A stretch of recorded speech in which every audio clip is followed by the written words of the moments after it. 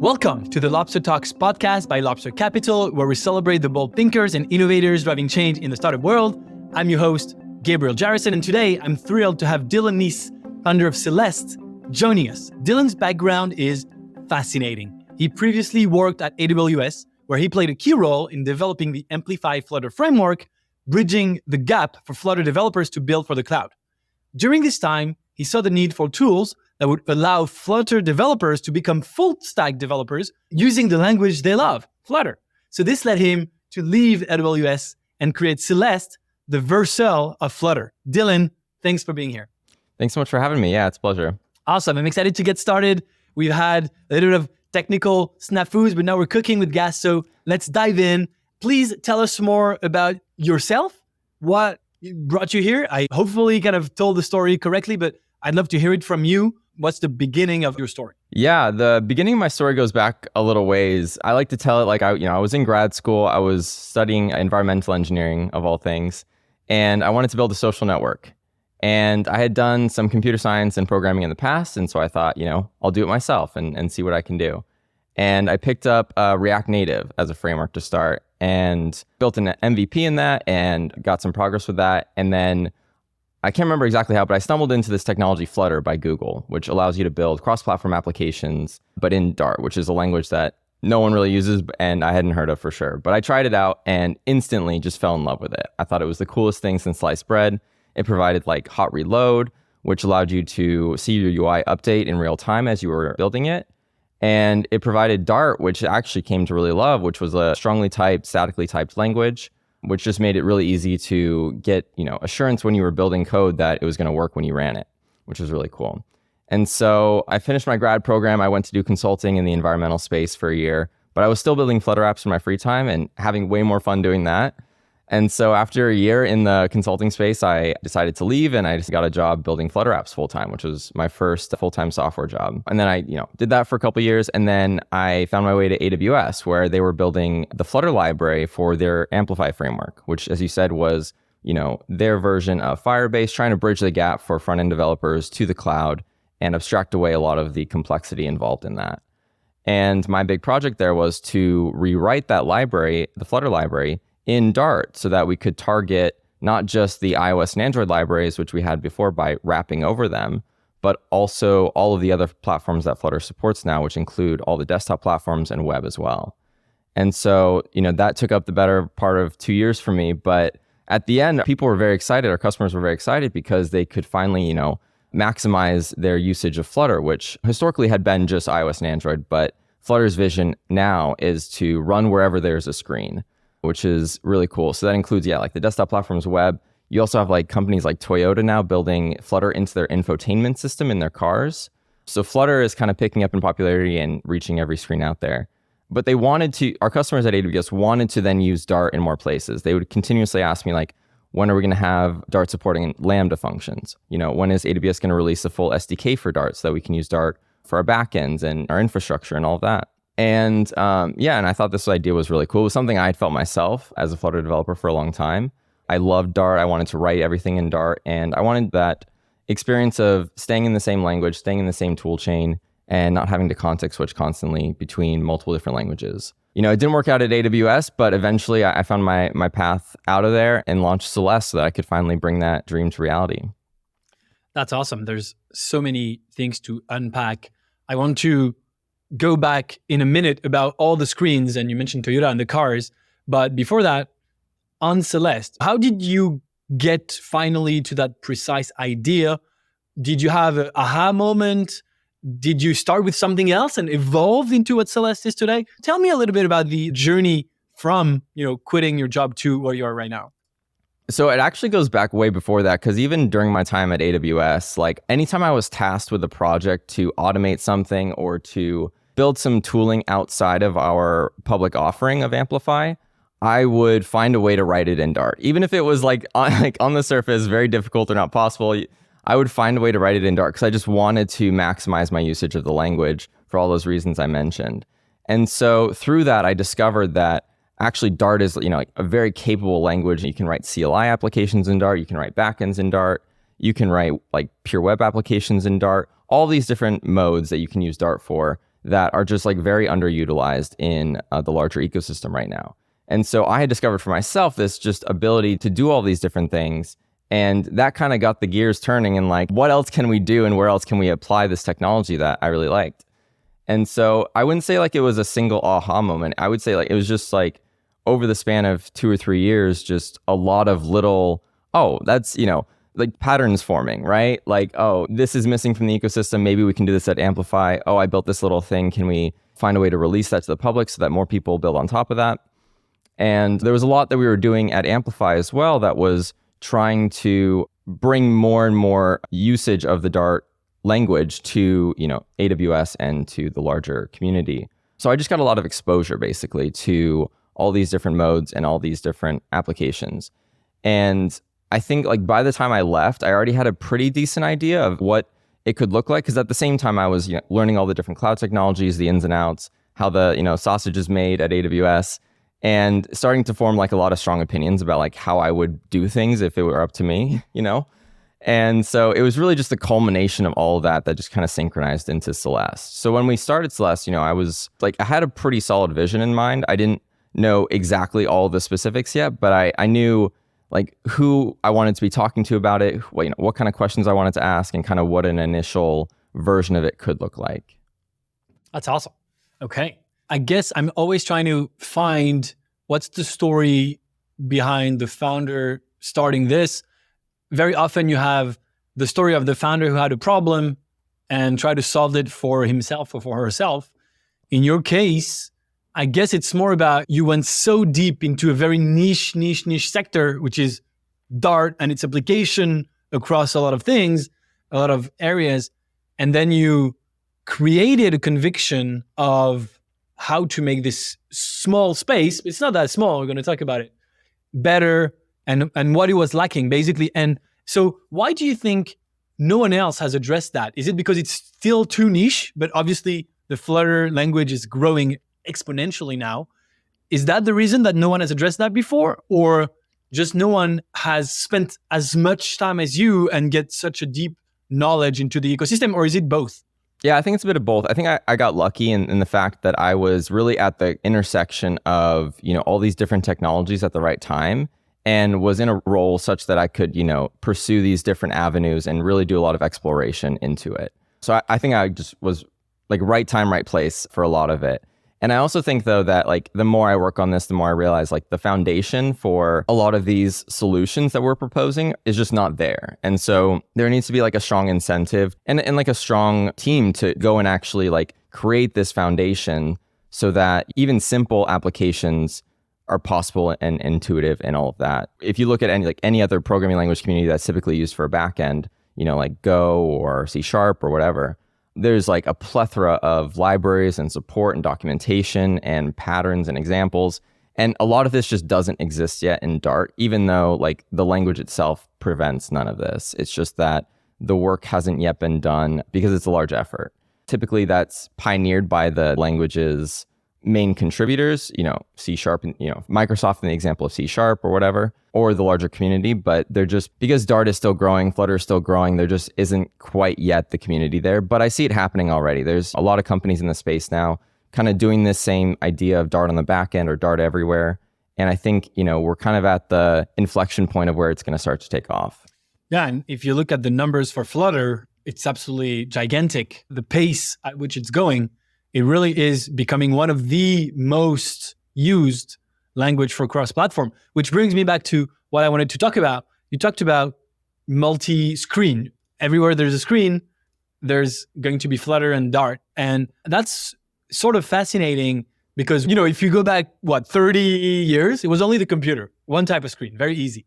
Then you have the smartphone. Okay, two types of screens. And it was completely separate, right? It was on one side, the developers for iOS, for example, at the beginning, or even before that, the BlackBerry, the Palm, etc. And on the other side, building for computers. Then you add the tablets. So that's 3.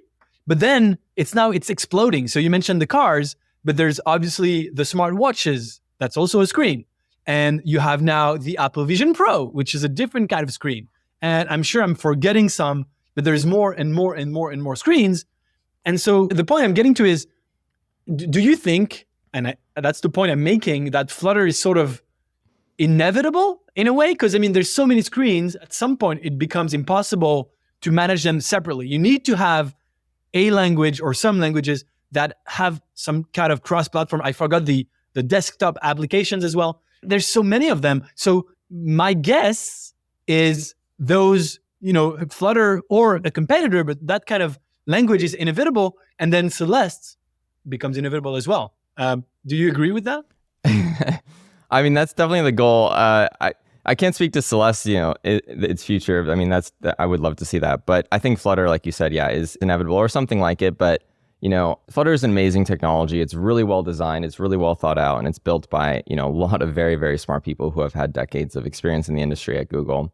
And a lot of them are coming from web. So, because the other angle to this is web being the open source platform of all these devices as well, right? Because almost every device out there with a screen also has a web browser enabled, also has the ability to render HTML and CSS. And so that's another avenue that people explore for cross-platform and have explored for a while now, is just write a single website or web app and deploy it to all these, different browsers. Flutter takes a slightly different approach, right? In that it's actually responsible for rendering the pixels, right? It's instead of the browser being responsible, Flutter is in full control using the hardware that's available on that machine. And because of that, it allows the technology to make some really impressive optimizations and performance advantages. And it allows the Dart language to work for you, which can compile to machine code, meaning you don't need a virtual machine, you don't need a JIT compiler on the device. You can just compile it to a binary and run it wherever.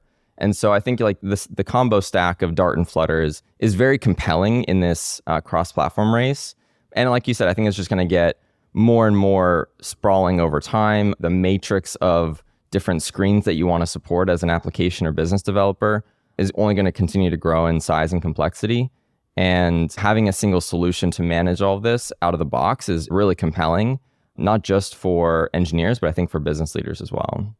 That's really cool. And the first thing that comes to mind for me when you say Dart allows you to compile on the machine, the first thing coming in mind is on-premise AI. AI is everywhere now, and there's all those issues of data leakage and security. And if you can run an AI model on your smartphone inside your car, all those equipments, all those tools are equipped with better and better hardware that can make more and more calculations. And then those AI models are getting smaller and smaller in size and in computation power. So at some point you can run everything on the device on an interface without data going anywhere. There's rumors, I believe, of Apple, creating an AI iPhone with AI running on-prem, which is such a great advantage. That's possible with Dart, with Flutter.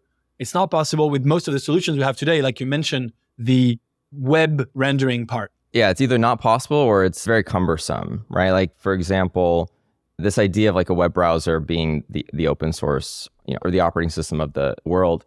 There's a technology out there called Electron, for example, that allows you to do this for desktop apps. You can take any website basically and build it into a desktop app. But each one of those Electron instances, so if I think the Discord app, I don't want to call it anyone by name, but the Discord app, for example, I think it's just a web browser and an app, right? In a shell of a browser. But you basically, when you click the Discord icon, you're literally loading a Chrome browser and then rendering the Discord app, which means that, if Slack as well is an Electron app, then you have two Chrome browsers running at the same time, essentially. But with the Flutter, you get smaller bundle sizes because you're not shipping a browser with each instance. And you get way better performance because you're just rendering using the native hardware. You're not, having to go through this layer of a JavaScript interpreter and then to the GPU. That's really cool. Okay. And, thank you for going on this journey with me and on thinking of what the future is of multi-device AI. I think that's extremely cool and exciting. Also, and it's what I told you the first time we met, it means you're probably, like you said, at the very right place at the very right time. And I believe that's quite exciting. Let's talk a little bit about YC, because I'm not the only one who thinks Celeste is exciting. YC thinks as well. Congratulations, you got in YC. Tell me about your experience at YC. What did you get from it? The good, the bad, if any? Tell me everything. Yeah, it was an amazing experience. It was intense, which was, I think, really healthy for me as a first-time founder, because it helped me get a lot of exposure and a lot of insight quickly, not only into the startup ecosystem at large and kind of this mentality of building a startup, but also, my target customers, my target market, it's a forcing function for just moving quickly, building and shipping quickly. And that wasn't something I had innate to me. I was like in engineer mode coming in where I just wanted things to be perfect. I wanted things to be well designed and well written and not buggy and all of that. And so it took me a little while to get out of that mentality, but the YC community is like super supportive and positive and really just, wants you to succeed. And they're very good at like kind of meeting you where you're at and helping you build up to the startup life. And I think, for me, that was the most important component of it, was just the mentality piece, like baking that into me. But it was also just really cool getting to meet like all the previous alumni and founders and Paul Graham, and really getting to see all the celebrities and heroes of the space. That was incredible. So yeah, I mean, overall, it was a tremendously positive experience. I'm very grateful to have been able to do it.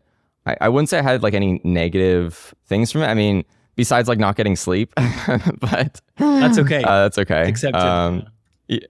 Yeah. No, I was floored to be part of it. That's awesome. It's incredibly, it's everything YC is about, make something people want. And if you're just in your room, quote unquote, coding and not shipping anything and putting it in front of the users, then there's no way for you to get feedback. And there's no way for you to know if you're building something worthwhile and interesting. So that's something we hear a lot. And then something also I hear, I think every time, is the speed sort of that YC gets you to. When you're at YC, everything moves faster. How do you explain that? Do you know why exactly this is happening? Because this is sort of fascinating to me. Yeah, I think it's like there's an element of competition, but in a very healthy sense of you want to meet your goals, right? So every 2 weeks in YC batch, you're setting like 2-week goals for the next, 2 weeks. And like you want to show up to the next meeting having like succeeded in those goals. You want to set good goals and you want to meet them. And then there's just like this social contagion, like everyone's doing this, right? And if you're not, it doesn't fit, like you would feel left out. But more than that, it's just like it forces you to continuously live in that lifestyle, because every second of every day you're doing something that corroborates that for you, right? That reinforces that for you. And I think it's just like the culmination of all these factors that really just drives you and makes you go fast. That's really cool. It's peer pressure in a good way. Yeah, a little bit. That's really cool. And then I wanted to ask you, how do you keep that alive after YC? Because after YC, there has to be kind of a, okay, finally I'm done. I can go back to sleep. But that's exactly the wrong thing to do, right? You want to keep the momentum. How do you keep that alive after YC? I definitely did take a little time to sleep, but yeah. And, towards the end of the batch, like this is one of the things that we talked about as a group, was like how we, strategies for doing this, because it is. And if you listen to like previous founders, they all say basically the same thing, that it is very difficult to keep this momentum outside of it, but it's not impossible. And I think like adopting some of the goal setting, adopting, this idea of building with a network, building, in public, and trimming down the roadmap to timeframes where you can ship on a weekly basis instead of on a monthly basis or on a bi-monthly basis. I think like there's a bunch of little things that you can do that will just like improve the chances that you're not going to fall outside of this mentality and mindset and mode of being. But it's very difficult, because there's no one holding you accountable unless you set up those structures for yourself. And I think it's very difficult to do for yourself. So it's really important just to have a network of people that, are willing to do that and able to do that for you. Wow. Yeah. I mean, probably you've already done that, but you could try and just stay with the same group and have those same meetings every 2 weeks and see if that sticks. But obviously, once you're out of it. And so that's interesting. What it goes to show, your answer is that YC is unique. YC is YC. That's why so many people love YC. I mean, it's virtually impossible to replicate outside of YC. That's why so many people are trying to get in. I want to ask you, well, I have 2 questions, but maybe they're one and the same. Let me start with the first one is, you're a solo founder. That's very atypical of YC. That's not very atypical in general. That's very atypical of YC. Do you see this as something like as a handicap for you as a founder? Or do you see this as a net positive? Or is it balanced? There's some positives and some negatives? If yes, what are they? Yeah. Well, I've seen both sides of the equation. So I actually came into YC with a co-founder, and he left like halfway through the batch for, personal reasons. But having seen both sides of the equation, I can like 100% unanimously say that it is better with a co-founder. My experience, at least. And I've spoken with other like solo founders in the batch, and there's a very similar mentality between us all that, building a startup is hard, period. I think it's just even harder with just one person doing it. And, when you have someone like sitting 5 feet from you that's like constantly in the same mentality, working to the same goal, and like committed to the same extent as you, that is very powerful. And that's hard to, I think, emulate or even synthesize without, a co-founder. So yeah, I don't know. That's my takeaway from it. But no, that's really cool. How do you cope with that? How do you, get over this to keep building without that person 5 feet from you who's, engaged? Because you're still here, you're still building, and it's growing, and apparently it's working out even on your own. So congrats. How did you do that? Again, I'm looking for maybe an advice for someone else who's a solo founder who's like, I never had a co-founder, or my co-founder also left or something. How does Dillon do it? Geez, I don't know if I've figured it out. Actually, for sure, I've not figured it out yet, but I don't know if there's an easy answer. I don't know if there is an answer.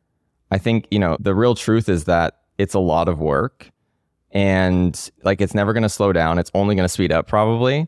So you got to become really good at managing your time. You got to become really, really good at prioritizing what you work on, because like 24 hours in a day just flies by, right? And the laundry list of things to do just keeps growing. So I just don't think there's any easy answers. And I don't think I figured out the secret formula there. But I think just when my co-founder left, I'll say this, when my co-founder left and I was talking with the YC partners about it, what they told me was, you're going to be fine, right? Like, we've seen it before. We've seen a lot worse, right?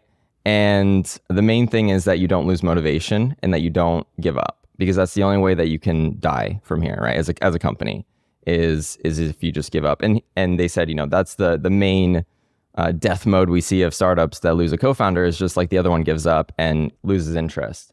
And so like, that's been my main thing constantly in the back of my mind, is just like, don't give up, like just fight through it and get through it. And, and I think, over time it has gotten easier, just because like you adapt, right? You learn these strategies. When I say like, you need to be good at time management, like it comes naturally if you just keep at it, right? Like a lot of these things just happen if you just keep doing it, because you discover different patterns in different ways. And I wouldn't even say cope, just like accommodate the situation and like, get through it. But yeah, it's tough. It's hard. I don't know if it gets easier, but I think just stick with it is like the best advice I could give.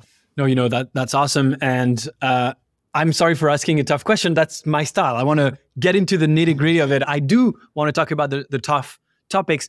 And thank you for mentioning that. Yes, it is hard. That's something, to acknowledge.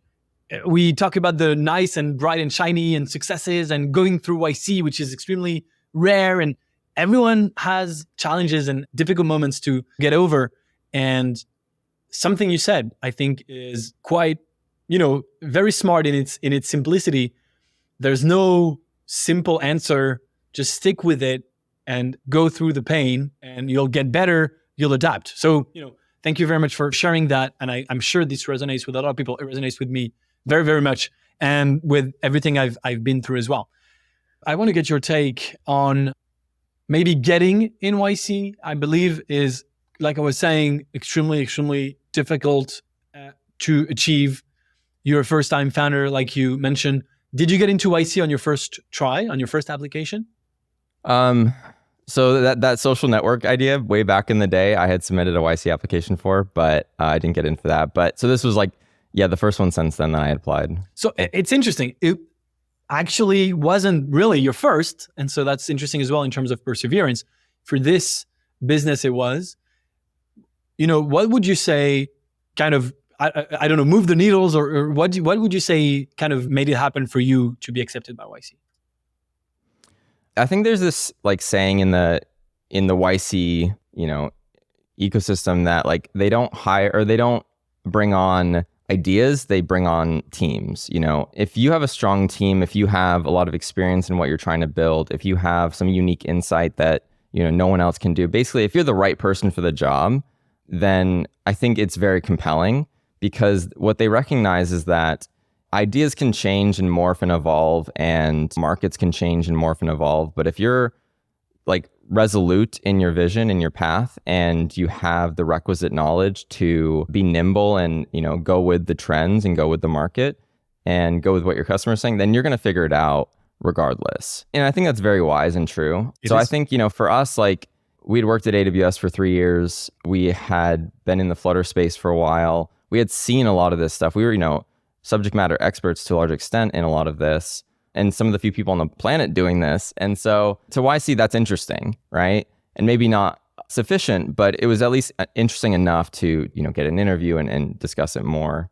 And one piece of advice for the YC interview, which I actually got from someone else, which I think really helped, was to film your founder intro in person and demonstrate your kinetic energy between your team. Because like you're trying to paint this story basically in your YC application that, this is the right time, right place to do this because the market, you're demonstrating the market potential and that your team is uniquely qualified to do this at this time. And if you can like hit those notes and also paint the vision for like a big successful future, then I think that's pretty good. I think that's pretty compelling. And yeah. That's awesome. That's a great advice. Thank you for mentioning that. And so speaking of, painting the big potential future for the company, the Flutter space is obviously very dynamic and changing and growing. And it seems like Celest is really positioned to make a big impact. So, tell us about what are you excited about in terms of future developments for Celest and what's coming for you? And, where do you see Celest in the coming months and years? So this idea of Dart everywhere, I really want to flesh out to the greatest extent possible.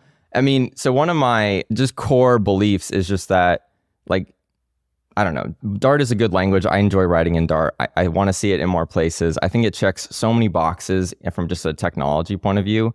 And so I really want to explore like what that means to the fullest extent. I mean, every day I bump into something new that I'm like, oh, this is really bad. This is such a pain point. How do people do this day to day? And I just want to solve it, right? And so I think there's a lot of potential to grow this in many different directions. I think the cloud will continue to become more and more adopted. I think the complexity also continues to grow every day.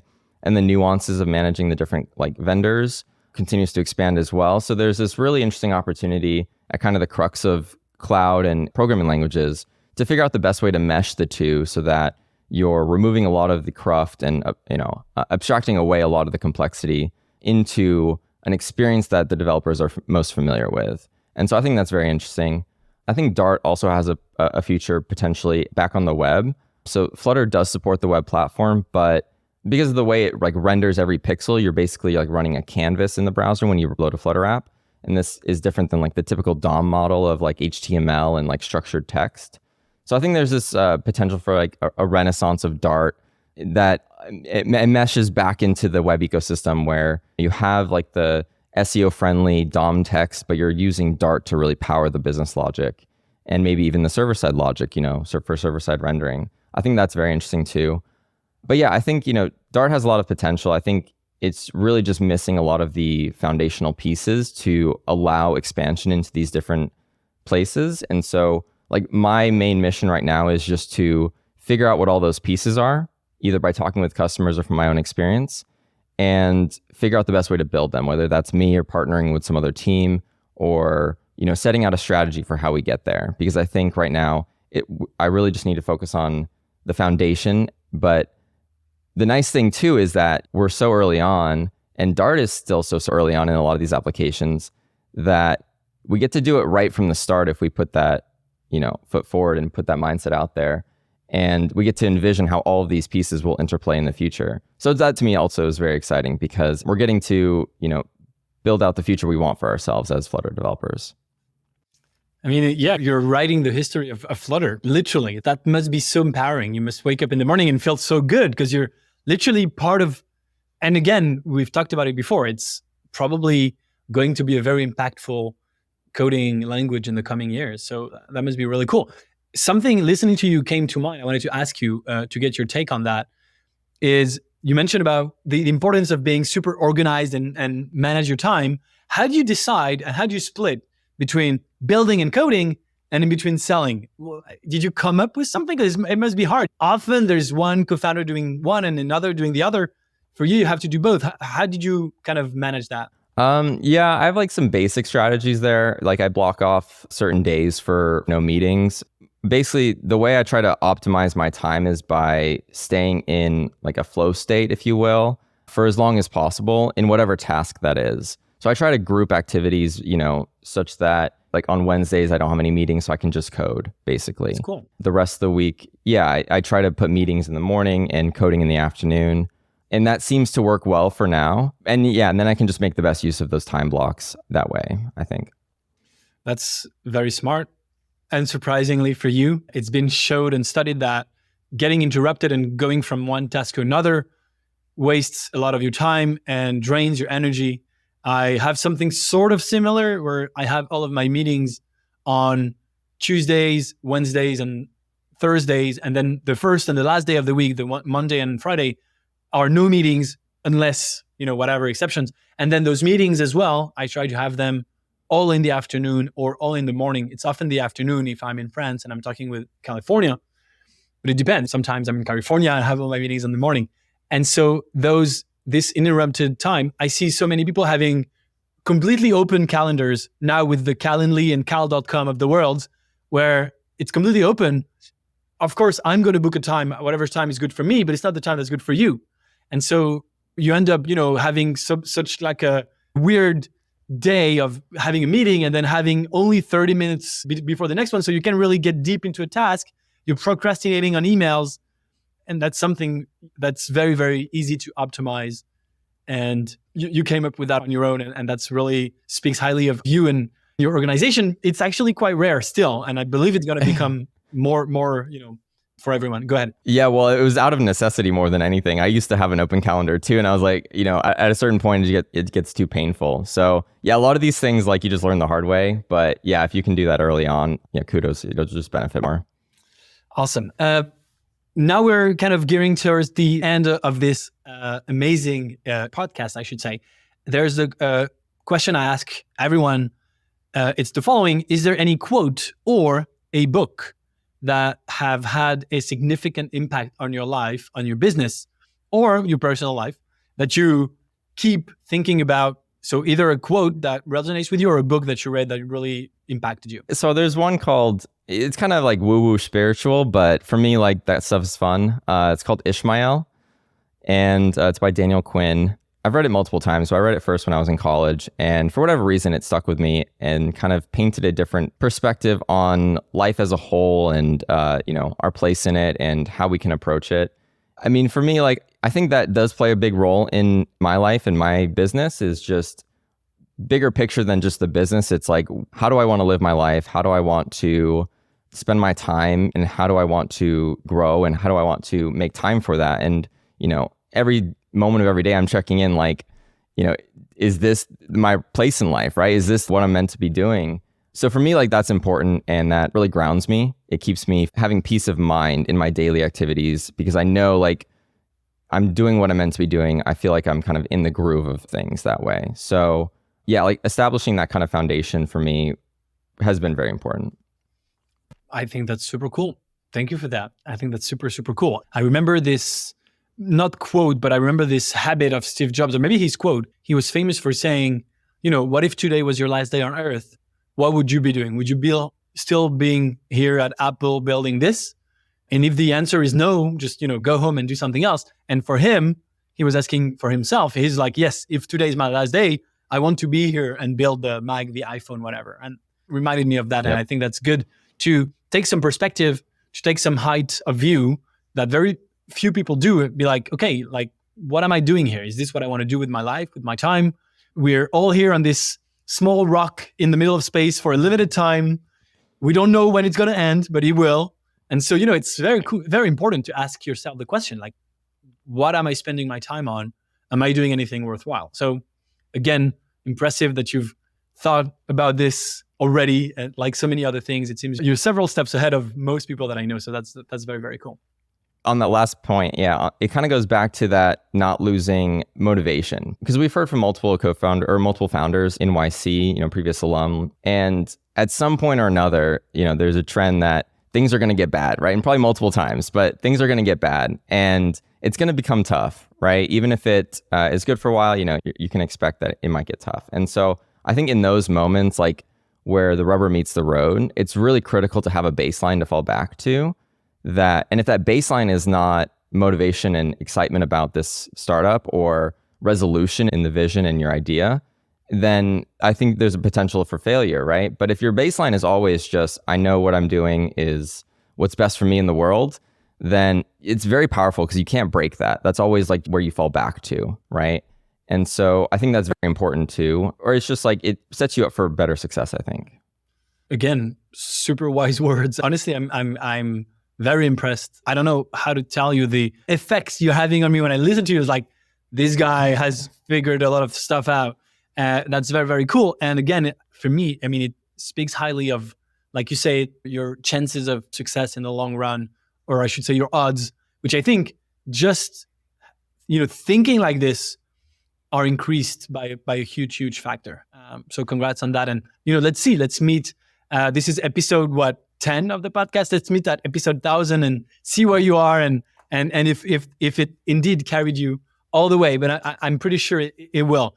Dillon, this has been an incredibly insightful episode. Thank you so much. Before we wrap up, how can our listeners find out more about you, about Celest? Where can they find you online and follow you? Yeah, you can follow us on Twitter, Celest_dev, or at our website, celest.dev, CELEST.dev. Yeah. Looking forward and thanks so much, Gabriel. It's great seeing you. Thank you so much for sharing your story and insights. And to our listeners, thank you for joining us. Don't forget to subscribe for more conversations like this. And don't forget to rate us and leave a review on your favorite podcast platform. Until next time on the Lobster Talks, stay bold, stay curious, and remember, those big ideas start somewhere.